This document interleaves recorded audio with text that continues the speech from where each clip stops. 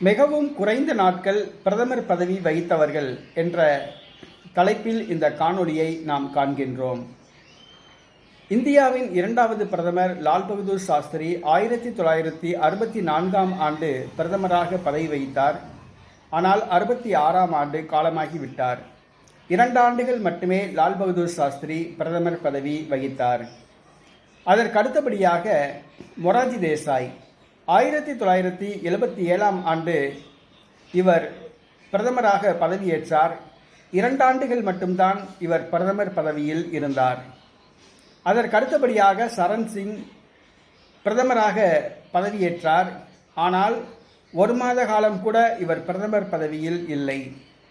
அடுத்ததாக விபி சிங் அவர்கள் பிரதமர் பதவியேற்றார் 1989ஆம் ஆண்டு.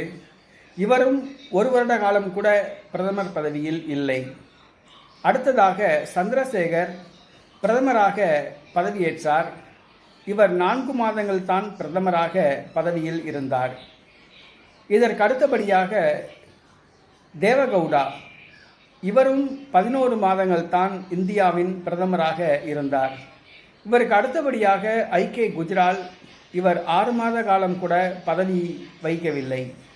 ஆகவே இந்திய பிரதமர் பதவி வகித்தவர்களில் மிகவும் குறைவான நாட்கள் பதவியில் இருந்தவர்கள் யார் என்று சொன்னால் லால் பகதூர் சாஸ்திரி, மொரார்ஜி தேசாய், சரண் சிங், விபி சிங், சந்திரசேகர், தேவகவுடா, அதற்கு அடுத்தபடியாக ஐகே குஜ்ரால் ஆகியோர்.